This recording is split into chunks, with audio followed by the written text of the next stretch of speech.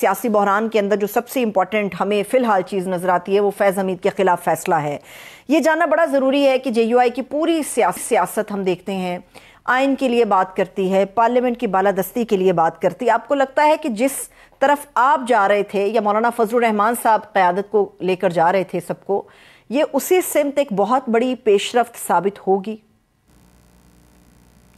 ऐसा है कि इस वक्त जो मुल्क में 2024 से बहरान शुरू हुआ है, जो इलेक्शन जिस तरह से फज किया गया और उसके बाद जो जिस तरह हुकूमत बनाई गई या हुकूमतें बनाई गई इंक्लूडिंग खैबर पख्तूनख्वा, तो उसके बाद बहरान में मुसलसल हर रोज इजाफा हुआ है। और आप देख रही हैं उसका एक सबूत जो है वो सबूत ये होगा कि मुल्क में अमन नहीं है। अमन जो है अल्लाह की नेमतों में से एक बड़ी नेमत है और वो नेमत जो है उससे पाकिस्तान के लोग महरूम होते जा रहे हैं।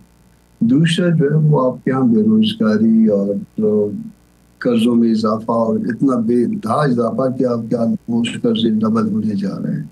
तो इसमें तरक्की का राह दिलाना और फिर साथ साथ जो है ना दस्तूर का सत्यानाश कर देना, ये वो हालात है जिसको JUI तशवीश की नजर से देख रही है।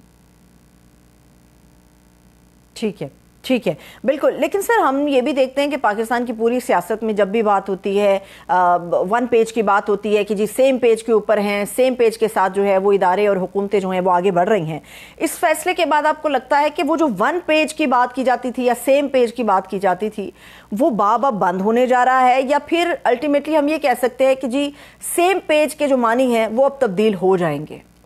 सेम पेज के मानी जो है वो तब्दील हो चुका, बावजूद इसके इदारे और पेज पे हैं या ये राग गलाफी हैं कि एक पेज पे हैं, जो कि उनके दरमियान भी कभी कभी जो है वो बातें मंजर आम पे आ जाती हैं, मगर स्टिल जो है ना इस सेम पेज पे होना जो है उनको कोई बेनिफिट नहीं दे रहा। पहला मसला लेजिटिमेसी के हवाले से है, दूसरा मसला उसके बाद गवर्नेंस के हवाले से है, तीसरा मसला लोगों को दबाने के हवाले से है और इस तरह दबाने के हवाले से है कि इसकी मिसाल शायद आपको पाकिस्तान की तारीख में नहीं मिलती। इस तरह से किसी को प्रेस करना ये यकीनन जो है ना इससे पहले नहीं हुआ था। वो कि पाकिस्तान की तारीख इसी तरह की मिसालों से भरी भरी पड़ी है, मगर ये आज के हालात जो है ये उन सब से ज्यादा जो है वो सख्त है। तो सेम पेज होने का जो है उनका कोई बेनिफिट जो है वो मेरा ख्याल है नहीं मिलेगा। ये पेज जिस पेज पे सेम कहते हैं कि खुदा ना खास्ता उनको भी खराब नहीं करते। लेकिन इसी सूरत हाल को मद्देनजर रखते हुए पिछले चंद हफ्तों से हम ये सुन रहे थे सेनेटर साहब के मौलाना फजलुर रहमान साहब जो हैं वो हुकूमत मुखालिफ तहरीक चलाने का इरादा भी रखते हैं, और उन्होंने तो ये भी कहा था कि जी हम बस अपने कारकुनान से कहेंगे और तैयारी हो जाएगी और हमारा दिल करेगा, मतलब हम तैयार होंगे तो फिर इस्लामाबाद की तरफ हम रुख कर सकते हैं। क्या अभी भी ये इरादा कायम है, बांध रखा है कि किसी भी लम्हे हुकूमत मुखालिफ तहरीक का आगाज कर दिया जाएगा? उसमें बहुत सी चीजें कुक हो रही है और उसमें लेजिस्लेशन जो रिसेंट पास में हुई है वो भी जो है वन ऑफ द रीजन बन सकती है। जो मेरे ख्याल जो मेरी असेसमेंट में एक चीज जो ट्रस्ट के हवाले से है कि वो शायद हमारा जो है वो ट्रस्ट जो है वो बिल्ड नहीं हो पा रहा। बाकी जो PTI वगैरह हो गई, जो अपोजिशन की जमातें हैं, उसकी भी रीजन है हमारे पास। एक तो माजी हमारा था ही, एक माजी में वो हमें अच्छा बुरा कहते रहे, हम उनको अच्छा बुरा कहते रहे, फिर हमने उनको इंगेज किया 26th अमेंडमेंट पे, सारी बातें हुई और सारी बातों के बावजूद जो है वो सारा जब उनका काम निकल गया, जब हमने उनको कह दिया कि जी हम मज़ीद आगे नहीं बढ़ सकते आपके साथ प्रोटेस्ट में, तो उन्होंने सारा मलबा हम पे डालने की कोशिश की। ये चीज़ें ऐसी हैं जिसको हम मोहतात अंदाज से देख रहे हैं और इन चीज़ों को देखते हुए आगे बढ़ने या किसी एक जगह पे रहने या इंतज़ार करने की पॉलिसी जो है वो हम अपना सकते हैं।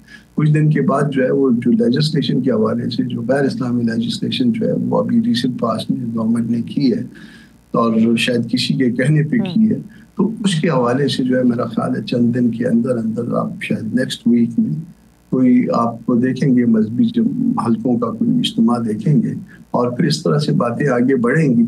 मगर PTI के साथ या जो उसमें जो एक अपोजिशन बनी हुई है वो एतमाद की हमारे वहाँ मुमकिन है हम में नक्स हो, मैं नहीं कह रहा कि उनमें नक्स है, मगर वो एतमाद की हमारे दरमियान फुकदान है।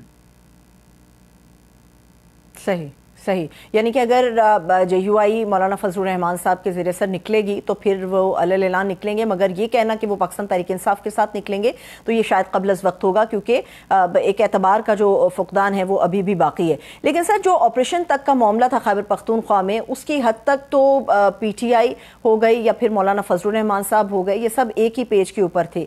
तो ये जो तहफ़्फ़ुज़ात ऑपरेशन को लेकर थे और जिसका बुलंदोबांग तरीके से बात भी की थी मौलाना फजलुर रहमान साहब ने, क्या वो तहफ़्फ़ुज़ात दूर किए गए हैं? नहीं, वो सारे मामला उसी तरह से बरकरार है। देखिए, राइट फ्रॉम इलेक्शन जो है ना, वो सारा मामला इसी तरह से चल रहा है जिसपे हमारी रिजर्वेशंस हैं। मगर क्या इलेक्शन जो है, पहला सबसे पहला आप पॉइंट ले लीजिए, क्या इलेक्शन सिर्फ धांधली 3 सूबों में हुई है या मरकज में हुई है? क्या उसमें खैबर पख्तूनख्वा शामिल नहीं था? क्या ये उस डिजाइन का हिस्सा नहीं था जो किसी ने तरतीब दिया? ये एक बात है। फिर बाकी उसके बाद जो बाकी 2 सूबों में हालात की खराबी है, जो गिरावट है, जो अमन अमान का मसला है, या जो अफगानिस्तान के साथ मसाइल जो है ना वो पैदा कर दिए गए हैं, उसके ऊपर JUI कभी भी जो है वो इसको एक्सेप्ट नहीं कर रही और इसको अपोज करती है। इसमें हमारा और PTI का मौक़िफ़ एक जैसा हो जाता है, मगर स्टिल जो है ना वो सवाल ये है कि क्या जो है वो एक ऐसी तहरीक शुरू की जाए जैसा कि माजी में तहरीक शुरू की गई और उसका बेनिफिट बाकी 2 पार्टियों ने उठा लिया और JUI उसका कोई बेनिफिशियरी भी नहीं है, और उसके साथ साथ जो हम लेजिस्लेशन चाहते थे, जो कानून साजी चाहते थे, उसमें भी जो है ना वो हमारे साथ नहीं बल्कि हमारे मुखालिफ है। तो इस तरह के मामला जो है वो हमारे जहन में है। आप उसको देख के उसको प्रॉपरली गेज करके फिर जो भी मुमकिन होगा उसको पार्टी फैसला करेगी। ठीक है सर, ये तो बिल्कुल हमें नविश्ता-ए-दवार नज़र आता है कि सिर्फ ये सिक्योरिटी ऑपरेशन तक का मामला नहीं है। ये जो गवर्नर राज के हवाले से, खैबर पख्तूनख्वा के हवाले से बातें आ रही हैं, चल रही हैं, मुसलसल जो हुकूमती रहनुमा है वो इसके ऊपर बयानात भी दे रहे हैं। ये सिर्फ ऑपरेशन तक का मामला नहीं है, इसमें PTI की सियासत भी हो सकती है, ऑपरेशन तक का भी मामला हो सकता है। अगर ऐसा कोई कदम उठाया जाता है तो फिर JUI का स्टैंस क्या होगा? क्या आप इंडोर्स करेंगे इस कदम को कि ठीक है हम इसको एक्सेप्ट करते हैं, या इसकी मुखालफत में खड़े होंगे? क्योंकि ये बड़े जोर से आवाजें आ रही हैं कि गवर्नर राज की तरफ मामला जा सकता है। मौलाना साहब इसको रिजेक्ट कर चुके हैं ऑलरेडी, इसको एक्सेप्ट नहीं किया JUI ने। मगर आप अगर कहें कि आपने चूंकि रिजेक्ट कर दिया तो उसके बाद जो ना वो उसके साथ निकल के फिर उनके साथ कोई तारीख इस हवाले से चलाएंगे, ये बात कबल वक्त होगी। उसकी एक रीजन है, वो रीजन ये है कि हम तो कह रहे हैं कि खैबर पख्तूनख्वा में भी इंतखाबात धांधली की वजह का प्रोडक्ट है, और वहां पे भी वही कुछ हुआ है जो बाकी मुल्क में हुआ है। यहाँ पे डिजाइन जो है ना कुछ और तरह से किया गया था, वहां पे किसी एक शख्स को जो कि अब शायद नहीं है उसको लाने के लिए सारा वो तरतीब दिया गया था, और अब जो है ना अगर वो असम्बली जाएगी तो वो भी जाली असम्बली है जिस तरह से बाकी जाली असम्बली है। उसकी वजह से जो है ना हम ये नहीं कहेंगे कि इस जाली असम्बली के गिराने पे हम आपके साथ खड़े होते हैं और तारीख चलाते हैं, मगर हम गवर्नर राज की मुखालफत करेंगे और इसको हमने कहा भी है। ठीक है, ठीक है। अब पाकिस्तान तहरीक इंसाफ ने एक फैसला किया है, वो ऐसा लगता है कि 1-2 कदम पीछे हटने के लिए तैयार हैं। जो पॉलिटिकल रेजिस्टेंस का मामला था, अगर मैं सिर्फ आज के कोहाट के जलसे और उसकी तकारीर को बिल्कुल एक बिल्कुल अलग जगह पर रख दूं, तो ऐसा लगता है कि असद कैसर साहब और जो दीगर सीनियर क़यादत है वो कई कदम पीछे आए हैं अपनी रेजिस्टेंस में। अब उन्होंने ये भी फैसला किया कि सर एक कौमी कॉन्फ्रेंस भी बुलाई जाएगी, तमाम जमातों को मदऊ किया जाएगा। क्या ये दावतनामा आप तक आया है, और इस कौमी कॉन्फ्रेंस का जो बेसिक या बुनियादी मकसद मैं कह लूँ वो क्या होगा? क्या आप लोग जाएंगे अगर ये दावतनामा आप तक आएगा, और इसके अंदर क्या सिफारिशात हैं जो मौलाना साहब की तरफ से पेश की जाएंगी? मेरे इल्म के मुताबिक, जो मेरा ज़ाती इल्म है उसके मुताबिक तो कोई ऐसा दावतनामा जो है शायद नहीं मिला है, या अगर फर्ज करिए अगर मिला है तो मुझ तक कन्वे नहीं हुई बात। ये 22 के लिए कह रहे हैं, मगर 22 को जो है वो हमारा अपना कोई शायद मजहबी जो हल्कों का कोई शायद इकट्ठ है, तो मुझे नहीं पता कि उस मामले में जो है अब दोनों अगर ओवरलैपिंग हो रही होगी तो फिर क्या होगा। हमने ना क्योंकि मुझे ये इस हवाले से मैं कंफर्म नहीं हूँ कि कोई दावतनामा आया, तो इसलिए मैं नहीं कह सकता कि मौलाना जाएं या मौलाना नहीं जाएंगे, या पार्टी का कोई डेलीगेशन जाएगा या नहीं जाएगा। मगर उससे पहले जो है ना सवाल हमारे लिए ये है कि आपने 26 अमेंडमेंट में हमारे साथ, हमने आपको इंगेज किया, आपने पूरा जो साथ चले और उसके बाद सारा मनबा हम पे गिरा दिया। आप पहले इन चीजों की वजाहत करिए। आप ये नहीं है कि आपको जो ना मीठा मीठा आप और उसके बाद कड़वा जो है वो थू थू, जिस वक्त वो कड़वा हो जाए आपका ये पता नहीं चलता कि आप किस तरह। आप पहले कह रहे थे कि आप स्टैब्लिशमेंट से बात करेंगे सिर्फ, और अब जो है वो स्टैब्लिशमेंट कभी बुरी हो जाती है, कभी अच्छी हो जाती है। आपका स्टैंड वाजे नहीं है। आप अपना पहले जो है ना वो बताएं कि आप किस तरफ हैं, किसके साथ हैं, किस समत में जा रहे हैं। जब ये समत वाजे हो जाएगी तो फिर उसके बाद हम अपना तय करेंगे कि हाँ वाकई हम आपके साथ चल सकते हैं, नहीं चल सकते। ये उसके बाद की बातें होंगी।